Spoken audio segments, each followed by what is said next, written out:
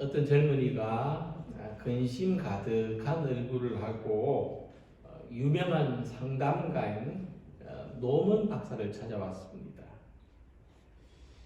박사님, 어릴 때부터 저의 삶에는 너무나 많은 어려움이 있었습니다. 지금도 어려운 문제가 한두 가지가 아닙니다. 저는 편하게 살고 싶은데 어떻게 하면 좋겠습니까? 하고 물었습니다. 그자 박사는 그 청년에게 같이 가볼 곳이 있다고 하더니 그를 데리고 마을 끝에 있는 공동묘지로 갔습니다. 거기에 있는 많은 무덤들을 보여주면서 말했습니다. 잘 보게, 문제 없는 사람들은 여기 다 모여 있다네. 문제 없는 인생은 살아있는 것이 아니야. 다만 문제를 어떻게 해결해 나가는지가 우리가 살아가는데 정말로 중요한 일일세 하고 말하자 청년의 얼굴은 환하게 밝아졌다고 합니다. 답을 얻은 것이죠. 길을 찾은 것입니다. 모든 사람에게 문제가 있고 가정마다 어려움이 있습니다. 사람마다 연속적으로 고통을 경험합니다. 우리가 겪는 문제들은 예측이 불가능하고 피할 수도 없습니다. 그러나 이런 문제들이 우리를 불행하게 하는 것이 아닙니다. 이 문제를 올바르게 대처하지 못하고 해결하지 못하는 것이 우리를 불행하게 하는 것입니다. 모든 사람들이 해결하기 어려운 문제를 겪지만 이 문제를 잘 해결하면 삶이 더 풍성해지고 축복이 되는 일들이 얼마든지 있다고 하는 것입니다. 본문에 이 왕의 신하는 아주 중대한 문제에 직면했습니다. 아들이 병들어서 죽어가고 있습니다. 아버지로서 가족들에게 이보다 더 심각한 문제가 없을 것입니다. 아버지가 볼 때는 이 아이가 살 가망이 없어 보입니다. 아니, 너무나 두려워서 어떻게 할 수가 없습니다. 그러나 우리가 어떤 어려움을 겪을 때 원인이 무엇인가? 지금이 어떤 상태인가? 앞으로 어떻게 될 것인가? 그것을 분석하고 진단하는 일도 필요하지만 해결을 중심으로 바라보아야 합니다. 인생에는 우리의 능력으로 해결할 수 없는 일들이 많지만 내게 해답이 없다고 포기하지 말고 하나님의 도우심을 의지하는 것이 믿음입니다. 이 아버지는 왕의 신하로서 귀족이고 권력이 있습니다. 하지만 그는 죽어가는 아들을 위해서 어떤 것도 해줄 수 없었습니다. 하지만 그 중에 예수님의 소문을 듣고 예수님이 계시는 곳까지 약 15km를 찾아가서 간청을 했습니다. 이것은 그의 믿음을 말해주는 것입니다. 그런데 왕의 신하는 예수님으로부터 실망스러운 말씀을 듣습니다. 예수님은 마지막 희망을 가지고 온 그 사람에게 말씀하시기를 너희는 표적과 기사를 보지 못하면 도무지 믿지 아니하리라 말씀하셨기 때문입니다. 사실 그는 예수님을 믿기 위해서 찾아가는 것이 아닙니다. 단지 자기의 아들의 병을 고쳐줄 수 있는 분이 예수님이라는 그 기대를 가지고 찾아가는 것입니다. 그에게는 믿음이 중요하지 않았습니다. 그에게는 아들이 다시 살아나는 것만이 중요했습니다. 이런 그에게 예수님이 요구하신 것은 믿음이었습니다. 기적이 일어나기 전에, 표적이 있기 전에 믿음을 요구하신 것입니다. 오늘 우리는 이와 같은 순서를 기억해야 될 줄로 믿습니다. 어쩌면 지금도 우리가 필요로 하는 것은 믿음이 아닐는지 모릅니다. 지금도 우리가 필요로 하고 우리가 원하는 것은 표적이요 기적일지 모릅니다. 우리는 이 사람과 같이 크고 놀라운 기적을 기대하고 예수님을 찾아갑니다. 예수님께 다가가고 간절히 기도합니다. 우리는 내가 바라고 내가 원하는 것만 이루어 주신다면 예수님을 위해서 못할 것이 없다는 마음을 가지지만 예수님은 우리들에게 믿음을 찾고 계신다는 것입니다. 예수님이 우리에게 해 주시려고 하는 것은 우리가 원하고 우리가 기대하는 것과 다른 방식이라고 하는 것입니다. 이것은 우리의 삶의 전반에 깔려있는 문제입니다. 그래서 우리들이 고통을 싫어하고 위기에 처하는 것이나 또 어려운 상황을 싫어하지만 만약 사람들에게 질병이나 고통이 없고 어려운 일들이 없이 모든 일이 형통하다면 거의 모든 사람들은 신앙을 가지지 않을 것입니다. 하나님을 찾고 하나님의 도움을 구하는 믿음의 동기가 일어나지 않을 것입니다. 왕의 신하는 사회적인 신분으로 볼 때 자기보다 한참 신분이 낮은 예수님을 찾아가는 것입니다. 목수라는 신분은 낮은 신분입니다. 그러나 그가 이런 일상적이지 않은 평범하지 않은 일을 선택하고 결정하는 것은 그가 한계와 절망의 상황에 도달했기 때문입니다. 지금 자기의 포지션으로서는 어떤 해답도 어떤 해결도 얻을 수 없는 한계와 절망의 상황에 도달했기 때문에 그는 다른 자세를 선택하는 것입니다. 그는 다른 방도를 강구한 것입니다. 그런데 그것이 믿음의 동기가 되었다고 하는 것입니다. 아들이 죽어가는 절망에서부터 이 아버지는 모든 것을 내려놓고 예수님을 찾아가서 예수님의 도움을 구하는 이 믿음을 가지게 된 것입니다.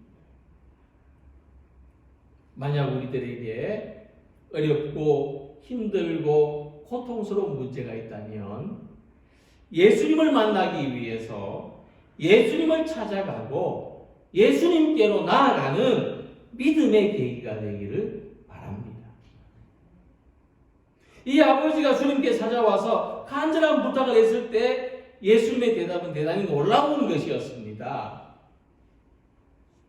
예수께서 이르시되 가라 내 아들이 살아있다 하시니 하고 말씀했습니다. 이 말씀으로만 생각해 보면 문제가 너무 쉽게 해결된 것 같습니다. 아니 아무 문제도 아니었던 것 같습니다. 괜히 별 문제 아닌데 혼자서 호들갑을 떨었나 싶습니다. 너무나 순조롭게 해결되어 버렸습니다. 그런데 우리가 생각하는 이 모든 어려운 일들의 어려운 문제들의 본질이 이와 같다는 것입니다. 밤새도록 걱정하고 염려하던 문제가 그냥 오랫동안 소갈이 해오던 그런 일들이 말씀 한마디로 해결되어 버린 일들이 얼마나 많은지 모릅니다. 말씀 한마디로 해결되어 버립니다. 이 수학적인 원리를 모르는 사람이 계산을 못해서 끙끙거리고 있을 때 더하기에 더하기를 더하면 더하기가 되고 빼기에 빼기를 더하면 빼기가 된다. 이런 그 수학적인 명제를 이야기해 주는 것과 똑같습니다. 그러면 아주 쉽게 풀려버립니다. 하나님의 영역, 믿음의 세계에서는 너무나 쉬운 대답으로 해결될 수 있다고 하는 것입니다. 우리의 삶에 어렵고 중요한 문제들이 하나님의 말씀으로 아주 간단하게, 아주 쉽게 해결되는 것을 경험하시기 바랍니다. 그런데 그 뒤에 말씀이 우리에게는 더 중요합니다. 그 사람이 예수의 하신 말씀을 믿고 가더니라고 했습니다. 이 믿음을 주목해야 됩니다. 예수님께로 올 때 그는 소문을 듣고 왔습니다. 예수님께 올 때 그는 사람들의 하는 말을 듣고 왔습니다. 그런데 집으로 돌아갈 때는 예수님의 말씀을 믿고 갑니다. 그의 믿음이 달라졌습니다. 예수님의 말씀을 받아들이고 예수님의 말씀을 믿고 순종하는 것에 문제 해결이 있습니다. 고민한다고, 염려한다고 해결되는 것이 아닙니다. 말씀을 믿고 말씀대로 따를 때 문제가 해결되고 어려움이 풀려날 줄로 믿습니다. 이 아버지는 믿고 돌아갔습니다. 예배를 드리러 올 때는 막연한 기대를 가지고 막막한 심정으로 올지라도 집으로 돌아갈 때는 말씀을 붙들고 가시기 바랍니다. 말씀에 순종하며 사시기 바랍니다. 거기에 기적이 일어나는 것입니다. 오늘도 우리는 이 사람의 믿음을 참고해야 됩니다. 절망과 고통이 있을 때 그것을 믿음의 동기로 삼아야 됩니다. 기도할 제목으로 삼고 예수님께 더 가까이 나아가야 할 신호로 봐야 합니다. 왕의 신하의 믿음은 문제를 해결하고 고통을 해결하고 절망을 해결한 믿음입니다. 기적을 일으킨 믿음입니다. 이 믿음은 예수님의 하신 말씀을 믿고 말씀대로 따랐던 믿음입니다. 오늘 우리가 이 믿음을 가지고 찾아올 수 있는 곳은 교회밖에 없습니다. 오늘 교회에서 주님의 말씀을 듣고 주님의 말씀을 믿고 그 말씀대로 살아갈 때 고통 속에서 해답이 있고 절망 속에서 희망이 있고 슬픔 속에서 기쁨이 생겨날 줄로 믿습니다. 우리에게 당면한 문제가 있을 때 그것을 통해서 예수님을 의지하는 믿음의 동기가 되시기를 소망합니다. 이 오늘 함께 읽은 말씀, 이 요한복음의 중요한 특징 가운데 하나는 이 요한복음도 다른 복음서들과 마찬가지로 많은 이적을 수록하고 있지만 예수님의 이적에 대해서 다른 복음서들과는 입장 차이가 있다는 것입니다. 요한복음에서는 기적 또는 이적 또 능력이라는 이 용어를 전혀 사용하고 있지 않습니다. 다른 복음서에서는 예수님의 기적을 이야기할 때 기적, 이적, 능력 이런 표현들이 있는데 요한복음에는 이런 표현들을 전혀 사용하지 않고 그 대신에 표적이라고 씁니다. 또는 신호, 표시라는 말로 사용하고 있습니다. 그러니까 예수님께서 병든 사람을 다시 고치셨는데 다른 복음에서는 예수님이 이 같은 기적을 행하셨다 이렇게 표현하면은 요한복음에서는 예수님이 이와 같은 표적을 행하셨다 이렇게 말합니다. 표적은 뭐냐 하면 그 자체가 목적이 아니라 신호라는 겁니다. 어떤 다른 의미를 제시해 주기 위한 수단이라는 거죠. 그의 특이한 점은 예수님의 이 표적의 첫 번째 또는 두 번째라는 순서를 정한 것입니다. 오늘 함께 읽은 말씀은 두 번째라고 순서가 정해져 있습니다. 요한복음에서 예수님의 표적을 7가지만 선별해서 전하는 것은 그것이 의미를 알 수 없는 신기한 일을 나열해 놓은 것이 아니라 분명히 신호가 있는, 메시지가 있는 그런 일들이었다는 것을 우리에게 가르쳐 주려고 하는 것입니다. 자, 그러면 이런 예수님께서 이런 이적, 이런 표적을 행하신 목적이 무엇인가? 그것을 생각해 볼 때에 예수님은 그 기적을 통해서 많은 사람들이 믿게 하셨다 하는 것입니다. 오늘 본문의 말씀에도 이 기적을 통해서 이 왕의 신하와 그 온 집안이 다 예수님을 믿었다고 말씀합니다. 특별히 본문에서 예수님의 말씀은 사람들에게 생명을 주신다는 믿음을 가지게 했습니다. 말씀이 우리에게 생명을 주신다는 믿음입니다. 그러니까 왕의 신하가 이 병든 아들을 위해서 여러 방법을 사용했습니다. 유명한 의사도 찾아가 봤을 것이고 아주 진귀한 약도 사다 먹였을 것입니다. 그런데 아무 소용이 없었습니다. 그랬던 그가 의사도 아닌 예수님을 찾아왔다고 하는 것은 일반적이지 않은 일입니다. 이렇게 생각해 볼 수 있습니다. 오죽 답답했으면 예수님을 찾아왔겠는가. 근데 그가 내 아들이 살았다는 예수님의 말씀을 믿었을 때 아들이 고침받았음을 경험했다는 것입니다. 이것도 일반적이지 않습니다. 우리가 예를 들어서 병원에 갔습니다. 약국에 갔는데 약사가 약을 줄 생각은 안 하고 의사가 진단할 생각 안 하고 돌아가십시오. 다 나았습니다. 이렇게 말한다면 그것이 우리에게는 아주 기쁜 일이기도 하지만 대단히 의외스러운 일일 것입니다. 그런데 여기서 예수님께서 이 신하의 아들을 직접 찾아온 것도 아니고 집에 누워있는데 이 신하의 아들을 어떻게 고치셨는지를 주목해 볼 때 예수님은 말씀만으로 이 아들을 고치셨다는 것입니다.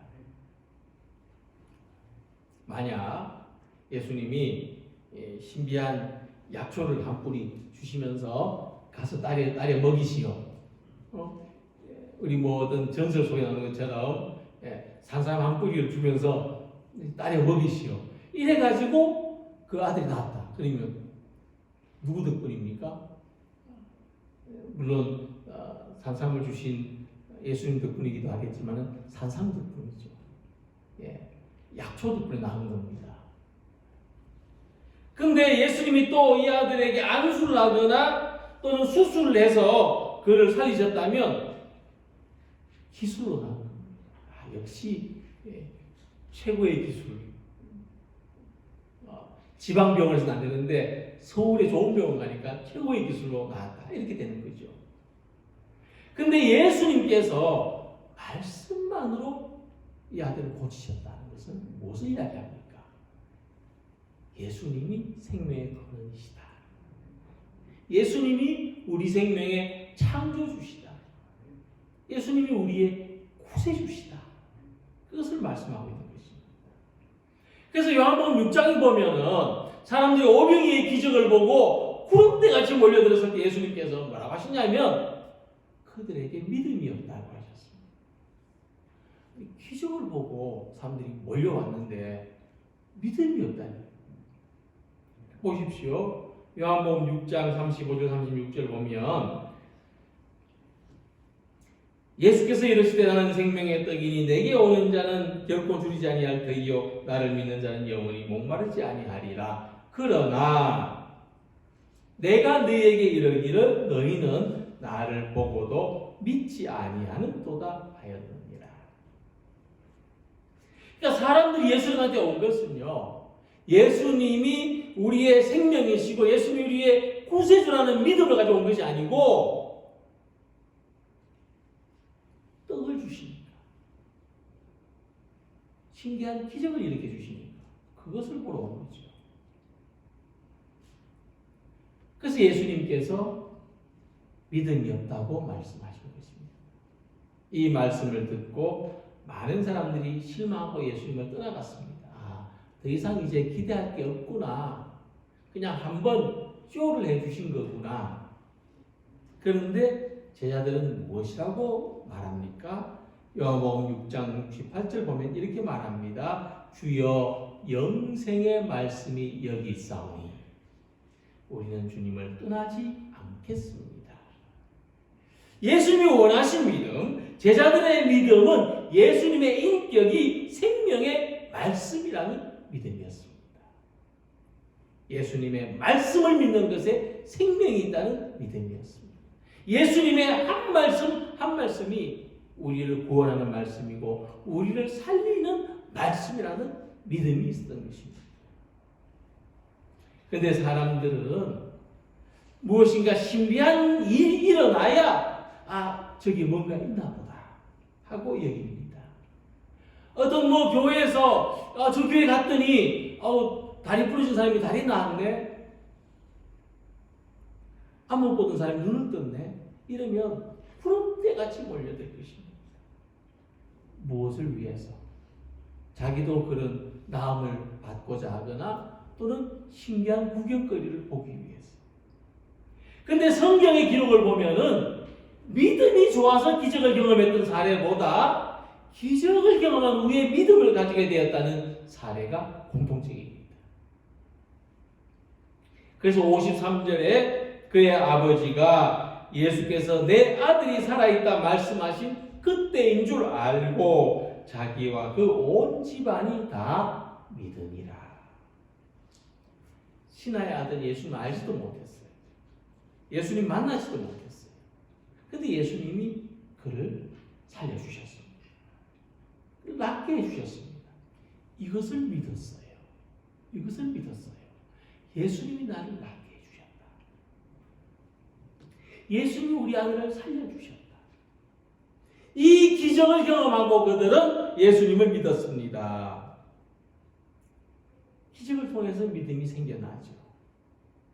그런데 이 믿음이 성숙해지면 기적이 없어도 예수님을 믿을 수 있습니다. 우리 삶에 날마다 기적이 일어나면 좋겠지만 우리의 밥솥에 날마다 일어나면 밥이 그득그득 들어있다면 좋겠지만 기적을 통해서는 예수님을 믿을 수 있다면 과연 얼마나 되는 사람들이 예수님을 믿을 수 있을까요? 그러나 기적이 없더라도 우리에게는 예수님의 말씀이 있습니다. 생명의 말씀이 여기 있습니다.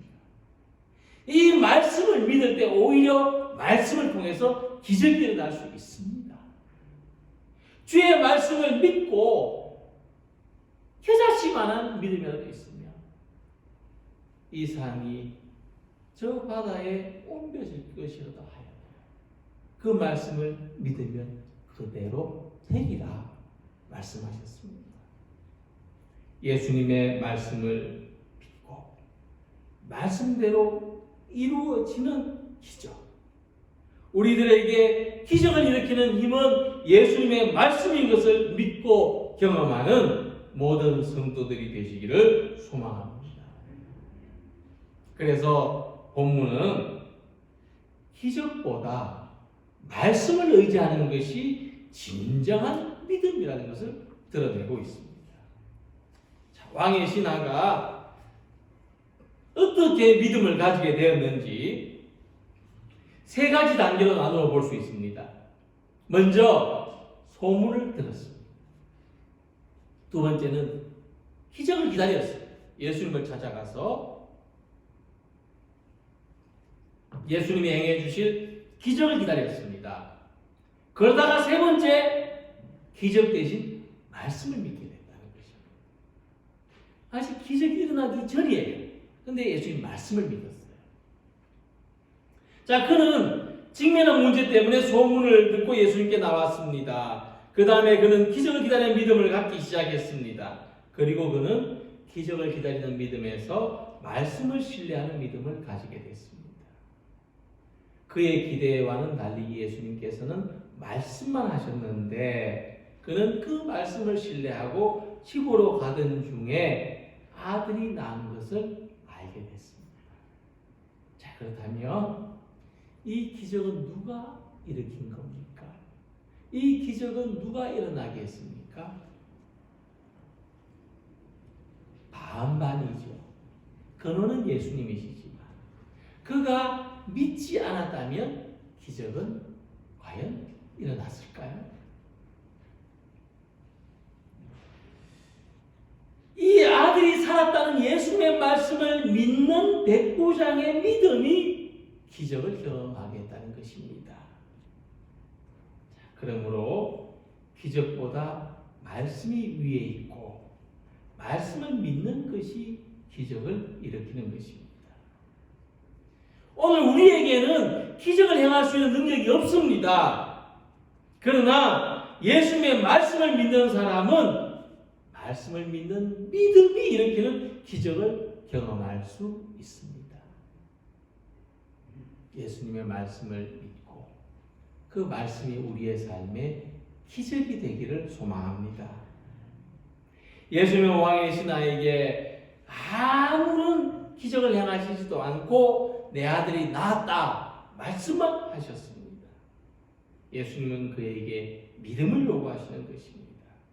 그는 예수님의 말씀을 믿었고 집에 가서 실제로 아들이 건강하게 된 것을 보았습니다. 그리고 예수님이 말씀하신 그때부터 건강하게 됐다는 것을 알게 됐습니다. 결국 이 이야기가 우리에게 말하고 있는 것은 예수님의 말씀을 믿는 믿음으로 말미암아 우리가 생명을 얻을 수 있다고 하는 것입니다.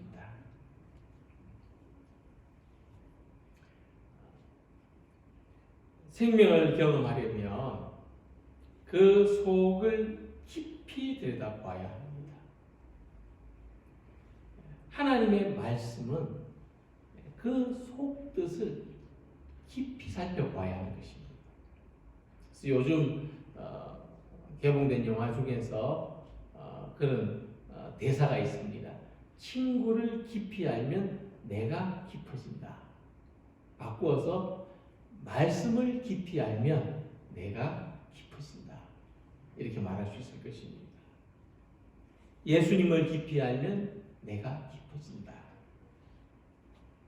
그래서 우리 말씀이 우리의 존재에 뿌리를 내리게 되기를 소망합니다.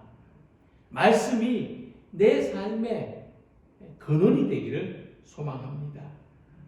말씀은 예수님께서 이 왕의 신하에게 주신 것 중에 가장 값진 것이었습니다.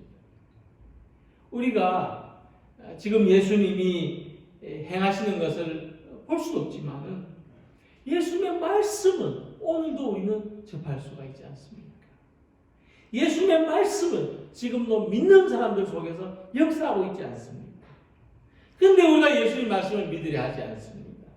그보다는 눈으로 볼 수 있는 것을 원하고 손으로 만질 수 있는 것을 구합니다. 그렇기 때문에 우리는 능력이 일어나게 하시는 예수님의 말씀을 놓쳐버릴 때가 많은 것입니다. 말씀은 기적보다 앞선다는 것을 믿으시기 바랍니다. 말씀을 믿을 때에 말씀대로 이루어진다는 것을 발견하시기를 바랍니다. 오늘 말씀은 왕의 신하가 예수님의 말씀을 믿었다고 가르쳐주고 있습니다. 예수님의 말씀을 믿었다 하는 것은 그가 믿음을 얻었다 하는 것입니다. 그가 믿었던 예수님의 말씀은 그 말씀을 믿는 순간 그의 삶을 변하게 만들었습니다. 모든 상황을 바꾸어 버렸습니다. 말씀의 능력입니다. 하나님의 말씀은 살아있습니다. 우리가 그 말씀을 믿고 그 말씀을 붙드는 순간 모든 것이 바뀌어져 버립니다. 모든 상황이 변해버립니다. 예수님의 말씀은 우리가 믿을 때 행동이 되고 예수님의 말씀은 우리가 믿을 때 생명이 되고 예수님의 말씀은 우리가 믿을 때 진리가 되는 것입니다. 예수님의 말씀을 믿고 행할 때 믿음대로 되는 것을 경험하시기 바랍니다. 예수님의 말씀이 우리의 인격과 성품을 변화되게 하고 삶을 변화되게 하고 장래와 운명을 변화되게 하는 놀라운 기적이 되고 우리의 삶에 기적을 일으키는 능력이 되십니다. 주님의 이름으로 기원합니다. 기도드리겠습니다.